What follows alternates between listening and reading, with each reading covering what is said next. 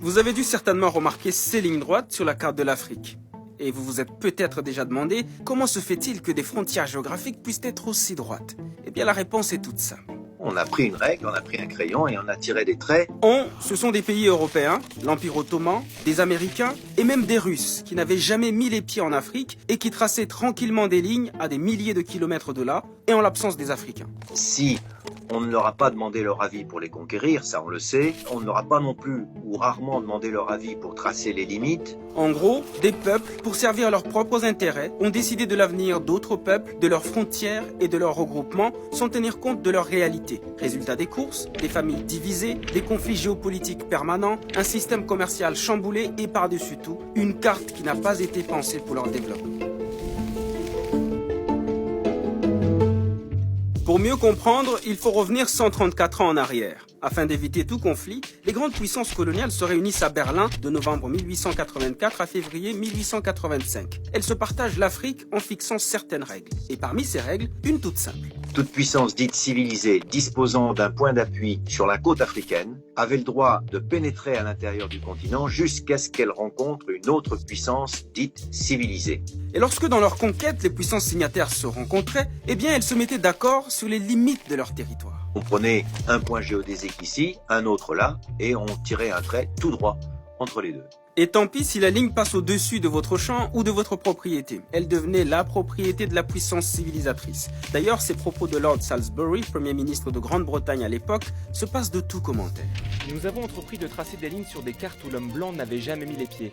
Nous nous sommes distribués des montagnes, des rivières et des lacs, à peine gênés par ce petit obstacle que nous ne savions jamais exactement où se trouvaient ces montagnes, ces rivières et ces lacs.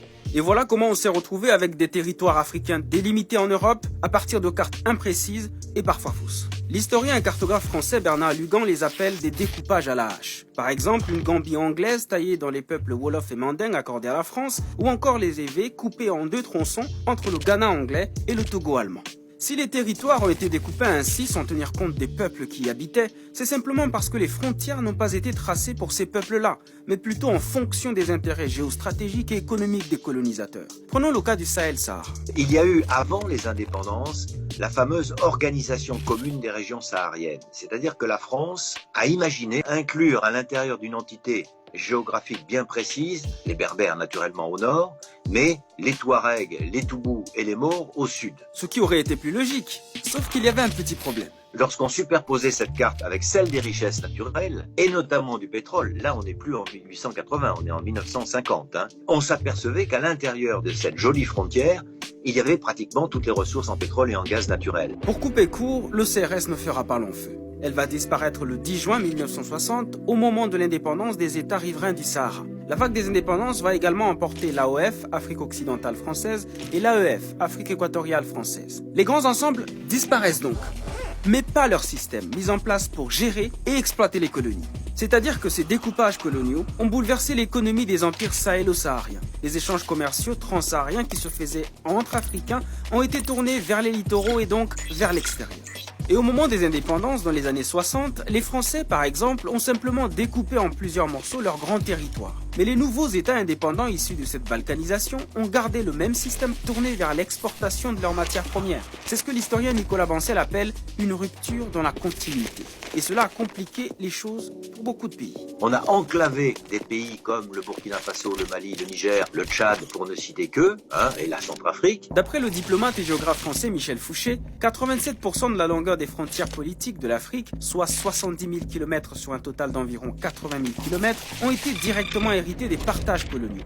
Et qui dit État souverain, dit frontières, tarifs douaniers, nouveaux traités commerciaux et donc plus de barrières.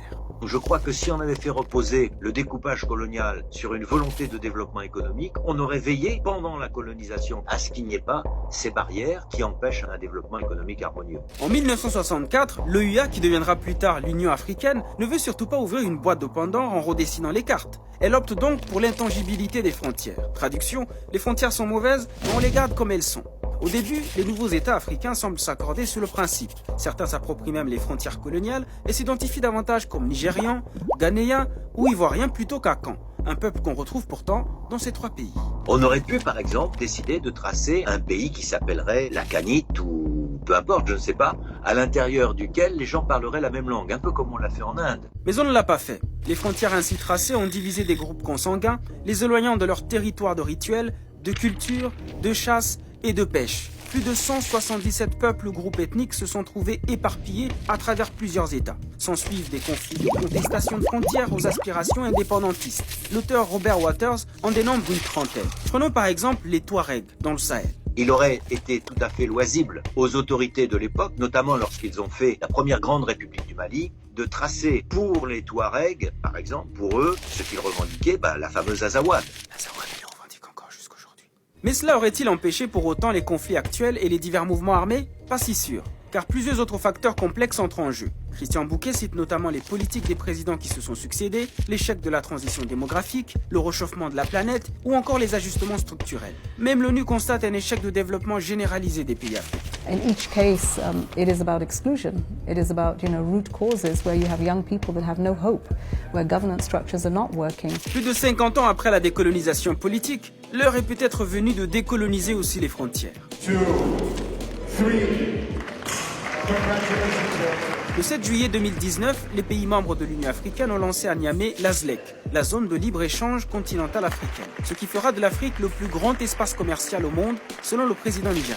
Un marché de 1,2 milliard de consommateurs actuellement, et ça sera 1,7 milliard de consommateurs en 2030, ça sera 2,5 milliards de consommateurs en 2050. Un vieux rêve qui se réalise. À défaut de redessiner les frontières politiques, l'UE veut ainsi faire d'ici 2063 ce qu'aurait peut-être dû faire son ancêtre l'EUA en 1964, c'est-à-dire faire sauter les frontières économiques. Une année à peine, le nombre de signatures est passé à 52.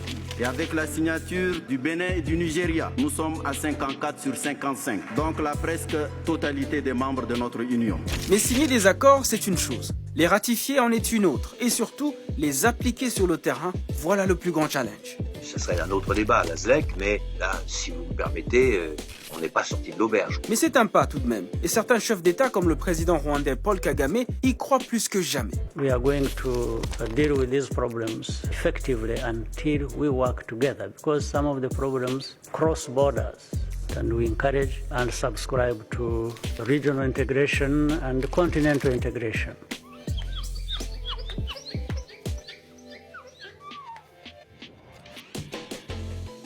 Et vous, une Afrique sans frontières économiques, vous y croyez ?